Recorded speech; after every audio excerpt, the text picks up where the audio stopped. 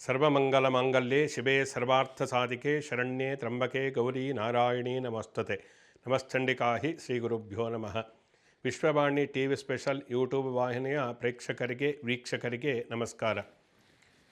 ಪ್ರತಿ ತಿಂಗಳುಗಳಂತೆ ಈ ತಿಂಗಳು ಕೂಡ ಕನ್ಯಾ ರಾಶಿಯವರ ಒಂದು ಮಾಸಿಕ ಭವಿಷ್ಯ ಯಾವ ರೀತಿಯಾಗಿರುತ್ತೆ, ಕನ್ಯಾ ರಾಶಿಯವರ ಒಂದು ಭವಿಷ್ಯ ಈ ತಿಂಗಳಲ್ಲಿ ಯಾವ ರೀತಿಯಾಗಿ ರೂಪಿಸಿಕೊಳ್ಳತಕ್ಕಂಥದ್ದು ಅನ್ನುವ ವಿಷಯದ ಬಗ್ಗೆ ನಾವು ಗಮನವನ್ನು ಹರಿಸಿ ಆ ಮೂಲಕ ಸರಿಯಾದಂತಹ ಗ್ರಹಾಧಾರಿತವಾದಂತಹ ಮಾರ್ಗದರ್ಶನವನ್ನು ಕೊಡತಕ್ಕಂತಹ ಪ್ರಯತ್ನವನ್ನು ಮಾಡುತ್ತೇವೆ.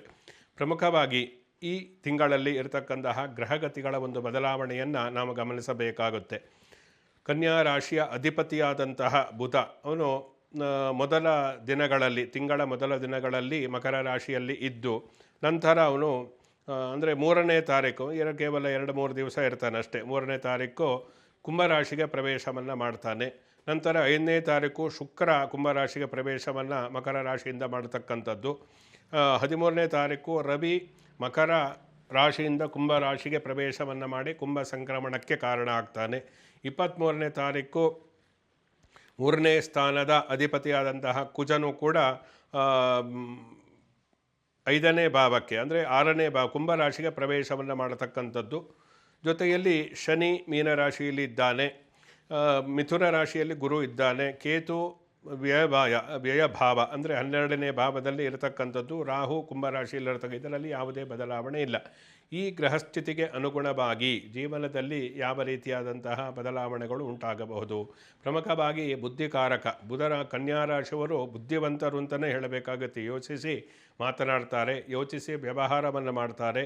ಅವರ ಯೋಚನೆ ಅನ್ನತಕ್ಕಂಥದ್ದು ಸರಿಯಾಗಿ ಇರುತ್ತೆ. ಸರಿಯಾದ ಸಮಯದಲ್ಲಿ ಸರಿಯಾದ ನಿರ್ಧಾರವನ್ನು ತೆಗೆದುಕೊಂಡು ಆ ಮೂಲಕ ಜೀವನದಲ್ಲಿ ಯಾವುದು ಒಳ್ಳೆಯದು, ಯಾವುದು ಕೆಟ್ಟದು, ಯಾವುದು ಲಾಭ, ಯಾವುದು ನಷ್ಟಕ್ಕೆ ಕಾರಣ ಆಗುತ್ತೆ ಅನ್ನತಕ್ಕಂತಹ ವಿವೇಚನೆಗಳಿಂದ ವರ್ತಿಸಿ ಆ ಮೂಲಕ ಜೀವನವನ್ನು ನಡೆಸ್ತಕ್ಕಂತಹ ಒಂದು ವಿಶೇಷವಾದಂತಹ ವ್ಯಕ್ತಿತ್ವವನ್ನು ಹೊಂದಿರತಕ್ಕಂಥವರು ಕನ್ಯಾ ರಾಶಿಯವರು ಅಂತೇಳಿ ಹೇಳ್ಬೋದು. ಆದರೆ ಈ ಗ್ರಹಗತಿಗಳು ಚೆನ್ನಾಗಿ ಇಲ್ಲದೇ ಇದ್ದಾಗ ಅದು ನಮ್ಮ ಮನಸ್ಸಿನ ನಮ್ಮ ಬುದ್ಧಿಯ ಮೇಲೆ ಪರಿಣಾಮವನ್ನು ಉಂಟು ಮಾಡುವುದರಿಂದ ಹಲವು ರೀತಿಯ ಸಮಸ್ಯೆಗಳಿಗೆ ಕಾರಣ ಆಗುತ್ತೆ. ಆದ್ದರಿಂದ ಆ ವಿಚಾರದಲ್ಲಿ ಎಚ್ಚರಿಕೆಯಿಂದ ಇದ್ದು ಯಾವ ತಿಂಗಳು ನಮಗೆ ಒಳ್ಳೆಯದು, ಯಾವ ತಿಂಗಳು ಕೆಟ್ಟದ್ದು ಅಂತ ತಿಳಿದುಕೊಂಡು ನಾವು ಮುಂದುವರಿಯಬೇಕಾಗುತ್ತೆ. ಅದರಿಂದ 2ನೇ ಭಾವ ಪ್ರಮುಖವಾಗಿ ಅದು ಕುಟುಂಬ, ಧನಸ್ಥಾನ, ವಾಕು ಇವೆಲ್ಲವನ್ನು ಪ್ರತಿನಿಧಿಸ್ತಕ್ಕಂಥದ್ದು 2ನೇ ಭಾವ. ಆದ್ದರಿಂದ ಇದರಿಂದಲೇ ಎಷ್ಟೋ ಜನಕ್ಕೆ 2ನೇ ಭಾವ ಚೆನ್ನಾಗಿಲ್ಲ ಅಂದರೆ ಕುಟುಂಬದಲ್ಲಿ ನೆಮ್ಮದಿ ಇರುವುದಿಲ್ಲ, ಗಂಡ ಹೆಂಡತಿ ಚೆನ್ನಾಗಿರುವುದಿಲ್ಲ, ಆರ್ಥಿಕ ಸಮಸ್ಯೆ ಕಾಡ್ತಾ ಇರುತ್ತೆ. ಅದರಿಂದ 2ನೇ ಭಾವ ತುಂಬ ಮುಖ್ಯವಾಗಿರತಕ್ಕಂಥದ್ದು ಜೀವನದಲ್ಲಿ. ಅದರಿಂದ ಈ ಸ್ಥಾನದ ಒಂದು ಗ್ರಹಗಳ ಕಾರಣದಿಂದಾಗಿ ಕುಟುಂಬದಲ್ಲಿ ಉತ್ತಮವಾದಂತಹ ಅಂದರೆ ಈ ತಿಂಗಳು ಕನ್ಯಾ ರಾಶಿಯವರಿಗೆ ಉತ್ತಮವಾದಂತಹ ದಿನಗಳು ಇದೆ ಅಂತಲೇ ಹೇಳಬೇಕು. ಕೌಟುಂಬಿಕವಾಗಿ ಸಂಭ್ರಮದ ಆಚರಣೆ, ಮನೆಯಲ್ಲಿ ಶುಭ ಕಾರ್ಯಗಳು ನಡೀತಕ್ಕಂಥದ್ದು, ದೇವತಾ ಕಾರ್ಯಗಳು, ಅವಿವಾಹಿತರಿಗೆ ವಿವಾಹ ಆಗತಕ್ಕಂಥದ್ದು, ಇದೆಲ್ಲವೂ ಶುಭ ಕಾರ್ಯಗಳು ಮನೆಯಲ್ಲಿ ನಡೀತಕ್ಕಂತಹ ಎಲ್ಲ ಲಕ್ಷಣಗಳನ್ನು ಕೂಡ ನಾವು ನೋಡ್ಬೋದು. ಯಾಕೆಂದರೆ ಏಕಾದಶ ಮತ್ತು ದ್ವಿತೀಯ ಭಾವ ಎರಡಲ್ಲೂ ಕೂಡ ಅದಕ್ಕೆ ಸಂಬಂಧಪಟ್ಟಂಥ ಗ್ರಹಗತಿಗಳು ಚೆನ್ನಾಗಿರುವುದರಿಂದ ಕುಟುಂಬದಲ್ಲಿ ಶುಭ ಕಾರ್ಯಗಳ ಸಂಭ್ರಮ ಅಂತೇಳಿ ಹೇಳಬಹುದು. ಆರ್ಥಿಕವಾದಂತಹ ಸದೃಢತೆ ಅನ್ನತಕ್ಕಂಥದ್ದು ಇರುತ್ತೆ. ದುಡ್ಡು ಚೆನ್ನಾಗಿ ಬರುತ್ತೆ, ಆದರೆ ಬಂದಂತಹ ದುಡ್ಡನ್ನು ಉಳಿಸಬೇಕಲ್ಲ, ಅಲ್ಲೇ ಸಮಸ್ಯೆ ಆಗತಕ್ಕಂಥದ್ದು. ಕನ್ಯಾ ರಾಶಿಯವರಿಗೆ ದ್ವಿತೀಯ ಭಾವಾಧಿಪತಿಯಾದಂತಹದ್ದು ಪಂಚಮಕ್ಕೆ ಹೋದ ನಂತರ ಅಂದರೆ ಈ ಪಂಚಮದಲ್ಲಿ ತಿಂಗಳ ಮೊದಲಲ್ಲಿ ಇರುವುದರಿಂದ ಆ ಸಮಯದಲ್ಲಿ ಸ್ವಲ್ಪ ಯಾವುದೇ ಹಣ ಸಾಲ ಕೊಟ್ಟಿದ್ದರೆ ಅದು ತಿರುಗಿ ಬರುತ್ತೆ, ಹಣಕಾಸಿನ ಸುಸ್ಥಿತಿ ಅನ್ನತಕ್ಕಂಥದ್ದು ಉಂಟಾಗುತ್ತೆ. ಆದರೆ ಹಣ ಎಷ್ಟೇ ಬಂದರೂ ಉಳಿಸಲಿಕ್ಕೆ ಆಗುವುದಿಲ್ಲ, ಹಣ ನಿಲ್ಲುವುದಿಲ್ಲ ನಮ್ಮ ಕೈಯಲ್ಲಿ ಅಂತ ಎಷ್ಟೋ ಜನ ಹೇಳ್ತಾರೆ. ಇದಕ್ಕೆ ಕಾರಣ ಏನು? ಪ್ರಮುಖವಾಗಿ ಆರ್ಥಿಕ ಪ್ರಗತಿಯನ್ನು ಕೊಡತಕ್ಕಂತಹ ಧನಕಾರಕನಾದಂತಹ ಗುರು ಇರಬಹುದು, ಕರ್ಮಕಾರಕನಾದ ಶನಿ ಇರಬಹುದು, ಒಂದು ವಿಶೇಷವಾಗಿ ಭೋಗ ಭಾಗ್ಯಗಳನ್ನು ಕೊಡತಕ್ಕಂತಹ ಒಂದು ರಸಿಕ ಗ್ರಹವಾಗಿರತಕ್ಕಂತಹ ಶುಕ್ರ ಗ್ರಹ ಇರಬಹುದು. ಇದೆಲ್ಲವನ್ನು ಪ್ರಮುಖವಾಗಿ ಗಮನಿಸಬೇಕಾಗುತ್ತೆ.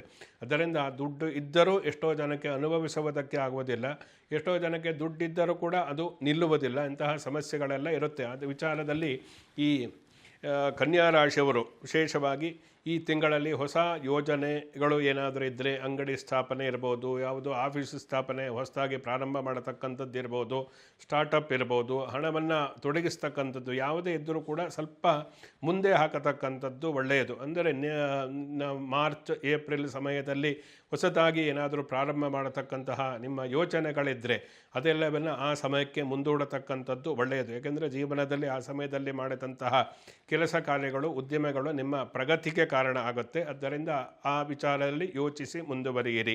ಇನ್ನು ವಿಶೇಷವಾಗಿ ಆರನೇ ಭಾವಕ್ಕೆ 5 ಗ್ರಹಗಳು ಒಟ್ಟಿಗೆ ಸೇರತಕ್ಕಂತಹದ್ದು ಇದೆ. ಅದು ಕೆಲವೊಂದು ವಿಷಯದಲ್ಲಿ ಒಳ್ಳೆಯ ಅಂಶಗಳು, ಕೆಲವೊಂದು ವಿಷಯದಲ್ಲಿ ಕೆಟ್ಟ ಪರಿಣಾಮಗಳಿಗೆ ಕಾರಣ ಆಗುತ್ತೆ. ಆದ್ದರಿಂದ ಈ ಪೂರ್ವ ಪುಣ್ಯ ಸ್ಥಾನವೂ ಕೂಡ ಆಗಿರುವುದರಿಂದ ಕುಂಭರಾಶಿ ಅನ್ನತಕ್ಕಂಥದ್ದು ಕನ್ಯಾ ರಾಶಿಯವರಿಗೆ ನೀವು ಜನ್ಮಾಂತರದ ಅಂದರೆ ಕರ್ಮ ಫಲವನ್ನು ಕೊಡತಕ್ಕಂತಹ ಸಮಯ ಈ ಫೆಬ್ರವರಿ ತಿಂಗಳು ಅಂತೇಳಿ ಹೇಳ್ಬೋದು. ಕರ್ಮಫಲ ಅಂತಂದ ತಕ್ಷಣ ಕೆಟ್ಟದೆ ಅಂತ ಹೇಳಿ ಅರ್ಥ ಅಲ್ಲ. ಕೆಟ್ಟದ್ದು ಕರ್ಮಫಲವೇ, ಒಳ್ಳೆಯದು ಕೂಡ ಕರ್ಮಫಲವೇ. ಆದರೆ ಯಾವ ಸಮಯದಲ್ಲಿ ಏನು ಆಗುತ್ತೆ ಅಂತ ನಾವು ತಿಳಿದುಕೊಳ್ಳಬೇಕಾದರೆ ಗ್ರಹಗತಿಗಳಿಗೆ ಅನುಸಾರವಾಗಿ ನಾವು ಭವಿಷ್ಯವನ್ನು ನಾವು ನೋಡಬೇಕಾಗುತ್ತೆ. ಆ ವಿಚಾರದಲ್ಲಿ ನೀವು ಷಷ್ಠ ಸ್ಥಾನದಲ್ಲಿ ಪಂಚಗ್ರಹಗಳ ಒಂದು ಕೂಟ ಉಂಟಾಗಿದ್ದಾಗ, ಅಂದರೆ ಲಗ್ನ ರಾಶ್ಯಾಧಿಪತಿಯು ಅಲ್ಲಿಯೇ ಇರ್ತಾನೆ, ಮಿತ್ರರಾದಂತಹ ರವಿ ಇರ್ತಾನೆ, ಜೊತೆಯಲ್ಲಿ ರಾಹುವಿನ ಒಂದು ವಾಸಸ್ಥಾನವು ಕೂಡ ಕುಂಭರಾಶಿಯಲ್ಲಿ ಇದೆ, ಶುಕ್ರನೂ ಕೂಡ ದ್ವಿತೀಯ ಸ್ಥಾನಾಧಿಪತಿಯಾದಂತಹ ಶುಕ್ರನೂ ಕೂಡ ಅಲ್ಲಿಯೇ ಇರುವುದರಿಂದ ನೀವು ಕೆಲವೊಂದು ಯೋಚನೆ ಮಾಡತಕ್ಕಂತಹ ಕೆಲಸಗಳು ನಿಮಗೆ ಒಂದು ವಿಶೇಷವಾದಂತಹ ಪ್ರಗತಿ ಅಭಿವೃದ್ಧಿಯನ್ನು ಕೊಡುತ್ತೆ. ದುಡುಕಿ ಅಥವಾ ನೀವು ಯಾವುದೇ ರೀತಿಯಲ್ಲಿ ಒಂದು ಸಹನೆಯನ್ನು ಕಳೆದುಕೊಂಡು ಏನಾದರೂ ನಿರ್ಧಾರಗಳನ್ನು ತೆಗೆದುಕೊಂಡರೆ, ದುಡುಕಿ ವರ್ತಿಸಿದರೆ ನೀವು ಆರ್ಥಿಕವಾಗಿ ಮತ್ತು ಯಾವುದೇ ವ್ಯಾಪಾರ ವ್ಯವಹಾರ ಉದ್ಯೋಗದಲ್ಲಿ ನಷ್ಟ ಅನುಭವಿಸ್ತಕ್ಕಂತಹ ಸಾಧ್ಯತೆಗಳು ಇರುವುದರಿಂದ ನೀವು ಯೋಚನೆಯನ್ನು ಮಾಡಿ ಆ ಮೂಲಕ ಮುಂದುವರಿತಕ್ಕಂಥದ್ದು ಒಳ್ಳೆಯದು. ಆದ್ದರಿಂದ ಯಾವುದೇ ವಿಚಾರ ಆದರೂ ಕೂಡ ಬುದ್ಧಿಗೆ ಮೇಲೆ ಪರಿಣಾಮವನ್ನು ಬೀರುತ್ತೆ. ನೀವು ದೃಢ ನಿರ್ಧಾರವನ್ನು ತೆಗೆದುಕೊಳ್ಳಬೇಕಾದರೆ ಗೊಂದಲ ಉಂಟಾಗುತ್ತೆ. ಆ ಸಮಯದಲ್ಲಿ ಗುರು ಹಿರಿಯರ ಹಿತೈಷಿಗಳ ಸಲಹೆಯನ್ನು ಪಡೆದುಕೊಳ್ಳಿ. ಆ ಸರಿಯಾದ ನಿರ್ಧಾರ ತೆಗೆದುಕೊಳ್ಳುವುದಕ್ಕೆ ಸಾಧ್ಯ ಆಗುತ್ತೆ.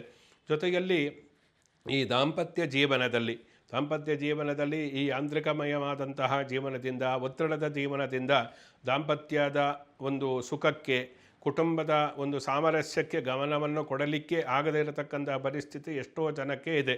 ಯಾವಾಗ ನೋಡಿದರೂ ಕೂಡ ಸ್ಟ್ರೆಸ್ಸು ಅಥವಾ ಕೆಲಸದ ಒತ್ತಡ ಅಂಥೇಳಿ ಓಡಾಡ್ತಾ ಇರ್ತಾರೆ. ಆದ್ದರಿಂದ ಈ ಕಾರಣದಿಂದಾಗಿ ದಾಂಪತ್ಯ ಜೀವನದಲ್ಲಿ ಬಿರುಕು, ದಾಂಪತ್ಯ ಜೀವನದಲ್ಲಿ ವೈಮನಸ್ಯ, ವಿಚ್ಛೇದನ ಇಂತಹದ್ದೆಲ್ಲ ಜಾಸ್ತಿ ಆಗ್ತಾ ಇದೆ. ಅದರಿಂದ ಈ ವಿಚಾರದಲ್ಲಿ ಸಪ್ತಮ ಸ್ಥಾನದಲ್ಲಿ ಶನಿ ಇರುವುದರಿಂದ ದಾಂಪತ್ಯ ಜೀವನದಲ್ಲಿ ಅಥವಾ ಗಂಡ ಹೆಂಡತಿ ಕೌಟುಂಬಿಕವಾದಿ ಹಲವು ಮನಸ್ತಾಪಗಳು ಉಂಟಾಗತಕ್ಕಂಥದ್ದು ಇರುತ್ತೆ. ಆದ್ದರಿಂದ ಎಚ್ಚರಿಕೆಯಿಂದ ಇರಿ, ತಾಳ್ಮೆಯಿಂದ ಇರಿ. ದಾಂಪತ್ಯ ಜೀವನವನ್ನು ಉಳಿಸಿಕೊಳ್ಳತಕ್ಕಂಥದ್ದು ತುಂಬ ಮುಖ್ಯ. ಈಗಾಗಲೇ ವಿಚ್ಛೇದನ ಕೇಸುಗಳು ಏನಾದರೂ ನಡೀತಾ ಇದ್ದರೆ ಅದು ನಿಮಗೆ ವ್ಯತಿರಿಕ್ತವಾಗಿ ಅಂದರೆ ವಿರುದ್ಧವಾಗಿ ತೀರ್ಮಾನ ಬರತಕ್ಕಂತಹ ಸಾಧ್ಯತೆಗಳು ಕೂಡ ಇರುತ್ತೆ. ಅದರಿಂದ ಏನಾದರೂ ಪ್ರಯತ್ನ ಮಾಡಿ ಆದಷ್ಟು ಅದನ್ನು ನ್ಯಾಯಾಲಯದಲ್ಲಿ ಮುಂದಕ್ಕೆ ಹಾಕತಕ್ಕಂಥದ್ದು ಒಳ್ಳೆಯದು. ಅಂತಹ ಪ್ರಯತ್ನವನ್ನು ಕಾನೂನಾತ್ಮಕವಾಗಿ ಮಾಡುವುದಕ್ಕೆ ಸಾಧ್ಯ ಇರುತ್ತೆ. ಇನ್ನು ವಿಶೇಷವಾಗಿ ನೀವು ಒಂದು ವಾಹನ, ಚಿಕ್ಕ ಪುಟ್ಟ ಗಾಯಗಳು, ಪೆಟ್ಟು ಈ ವಾಹನದಿಂದ ಉಂಟಾಗತಕ್ಕಂತಹ ಸಾಧ್ಯತೆಗಳು ಇರುವುದರಿಂದ ವಾಹನವನ್ನು ನೀವು ಡ್ರೈವ್ ಮಾಡಬೇಕಾದ್ರೆ ತುಂಬ ಎಚ್ಚರಿಕೆಯಿಂದ ಮಾಡತಕ್ಕಂಥದ್ದು ಒಳ್ಳೆಯದು.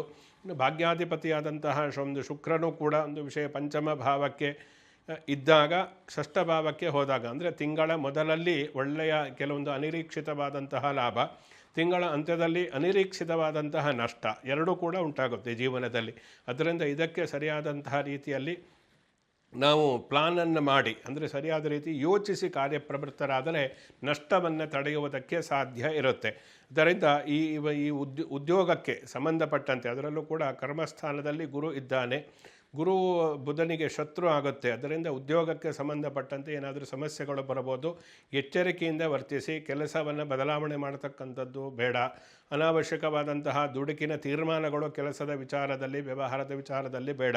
ಹೊಸ ಪಾಲುದಾರನ್ನು ತೆಗೆದುಕೊಳ್ಳತಕ್ಕಂತಹ ಪ್ರಯತ್ನವನ್ನು ಮಾಡಬೇಡಿ. ಯಾಕೆಂದರೆ ಅವರಲ್ಲಿ ನಿಮಗೆ ಮನಸ್ತಾಪ ಉಂಟಾಗಿ ಆ ಮೂಲಕ ವ್ಯವಹಾರಕ್ಕೂ ಅದು ತೊಂದರೆಯಾಗುತ್ತೆ.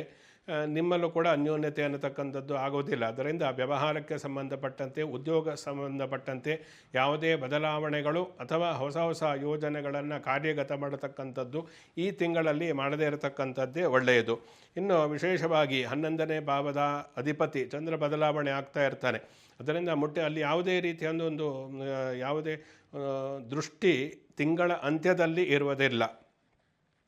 ಮೊದಲ 3 ಅಥವಾ 13ನೇ ತಾರೀಕುವರೆಗೆ ಹೆಚ್ಚಿನ ಬುಧ, ಕುಜ, ರವಿ, ಶುಕ್ರ ಹೀಗೆ ಹಂತವಾಗಿ ದೃಷ್ಟಿ ಇರುತ್ತೆ. ಆದರೆ ನಂತರದ ತಿಂಗಳ 15ನೇ ತಾರೀಕಿನ ನಂತರದಲ್ಲಿ ನೀವು ವಿಶೇಷವಾಗಿ ಯಾವುದೇ ಕೆಲಸದಲ್ಲಿಯೂ ಕೂಡ ಲಾಭವನ್ನು ಗಳಿಸ್ತಕ್ಕಂಥದ್ದು, ಮನಃಶಾಂತಿಯುತವಾದಂತಹ ಜೀವನ ಇಂತಹದ್ದೆಲ್ಲ ತಿಂಗಳ ಅಂತ್ಯದಲ್ಲಿ ಉಂಟಾಗುತ್ತೆ. ಪಂಚಗ್ರಹಗಳ ವಿಶೇಷವಾದಂತಹ ದೃಷ್ಟಿಯೂ ಕೂಡ ಈ ಮೊದಲ ದಿನಗಳಲ್ಲಿ ಉಂಟಾಗೋದ್ರಿಂದ ಆ ಸಮಯದಲ್ಲಿ ನೀವು ಒಳ್ಳೆಯದು ಇರುತ್ತೆ, ಕೆಟ್ಟದ್ದು ಇರುತ್ತೆ.